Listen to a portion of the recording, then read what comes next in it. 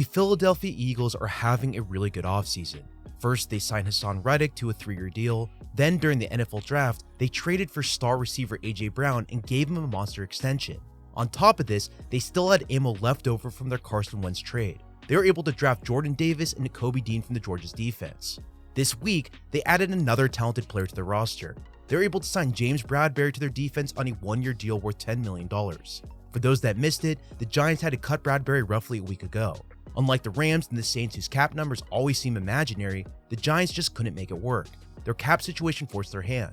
Now Bradberry lands with a division rival.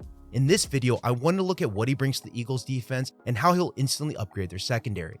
Before we do that though, if you can do me a huge favor and like and subscribe to my channel, I would greatly appreciate it. So anyways, we're going to start this video by looking at Bradberry's advanced stats. Yards per covered snap is one of my favorite metrics to evaluate how well a defender plays in coverage. The goal of this stat is to directly attribute the defense's allowed yards to a particular player. This stat isn't perfect, but I think it's generally pretty good. For example, Trayvon Diggs led the NFL in interceptions last season with 11. He also allowed the most yards of any cornerback by far. This stat is influenced by other factors like the pass rush and quality of opponent face, so make sure you keep that in mind. Regardless, this is still a useful metric.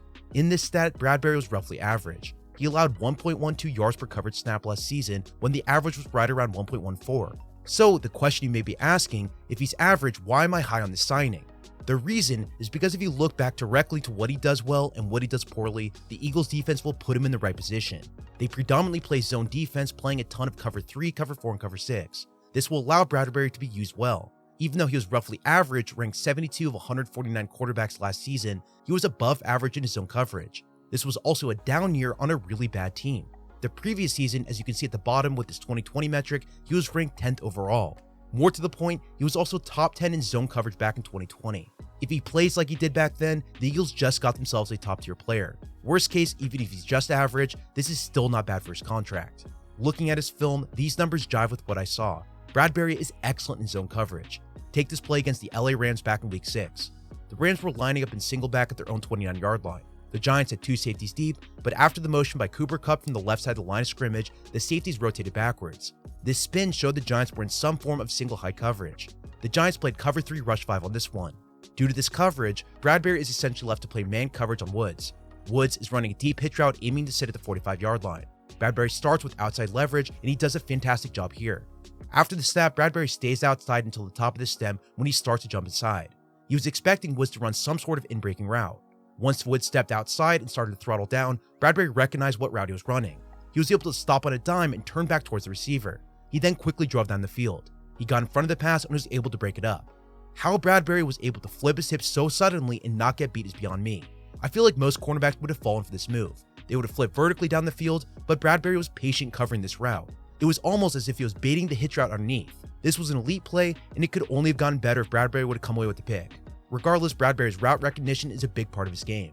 Check out this play in the 4th quarter of the same match. By this point, the Giants were getting slaughtered by over 30 points, but Bradberry certainly wasn't at fault. He broke up another pass here. On this 2nd and 8, Wolford was in shotgun.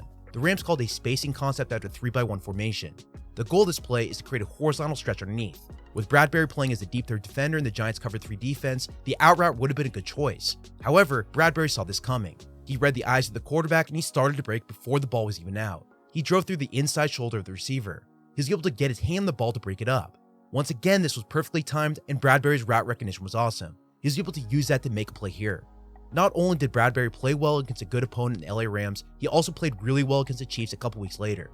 In this one, Bradberry was used as a matchup weapon against the Chiefs offense. He lined up against Travis Kelce when the Giants weren't playing zone coverage. He would trail him across the field in certain plays, and he attempted to match Kelce's physical nature.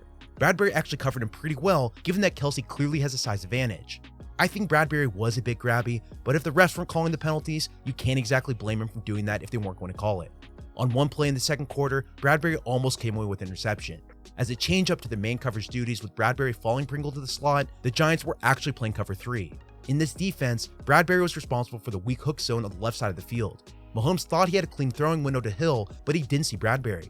I think Mahomes thought this was man coverage due to the motion shift, but regardless, Bradberry sat inside his window and almost picked it off. He did a great job making the quarterback believe this was man coverage by selling that initial jump. While Bradberry was good in zone coverage due to his fluidity in space and his recognition of routes, he has a bit of a habit of drifting backwards on intermediate breaking routes, especially from an outside position.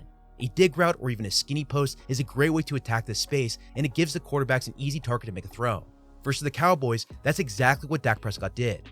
You have Amari Cooper running a bang dig from the right side of the line of scrimmage, and since Bradberry is already out-leveraged from the snap, it opens him up for a quick gain.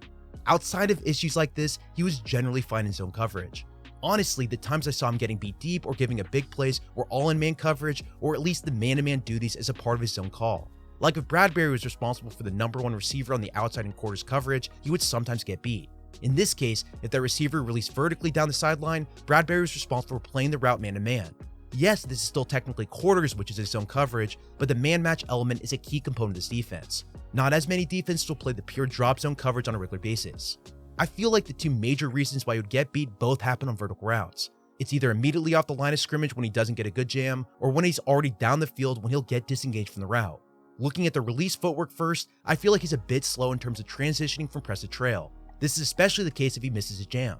In my opinion, he's almost better leaving the jams for the big receivers or tight ends and simply just soft shoeing the press coverage since he's plenty fast enough to take them head on. That's what happened against Terry McLaurin in week 18 and why he was burned down the field for a 40-yard throw. Now, if he does get a decent jam, or he does do the soft shoe we talked about, the other times he gets beat are simply when he gets disengaged midway through the route. A good hand fighting technique by the wide receiver will do this. This is exactly what happened against CeeDee Lamb against the Cowboys. He also seemed to lose track of the ball when he was facing Devontae Smith in week 16. The placement of both these passes were perfect, and since he was out of position down the field, both receivers could take advantage of the throw. The thing about Bradberry is that his play style will lead him to getting beat on occasion. This is the case for all cornerbacks, but because of how Bradberry times routes and his aggressive play style, this might happen to him more than others. The way I see it though, is that Bradberry just seemed at his best when he was driving on the route in off-zone coverage. When he was working from that outside leverage position while keeping everything in front of him, I think that really fits his skill set. Cover 3 zone is a big part of his identity. The role of a deep third cornerback screams his name. The good news is the Eagles love playing this coverage. Having Darius Slay on one side while having James Bradberry on the other is a really good combo. Plus, when you add in Haason Reddick, Jordan Davis, and Nakobe Dean, the Eagles defense just got a whole lot better. Well, that's all I have for you in this video. I really hope you enjoyed it. If you have any suggestions for what you want to see next, please let me know. Also, make sure you subscribe and like the channel. As always, if you want to support me directly via my Patreon account, use the link below, and you can follow me on Twitter at Samuel R. Gold.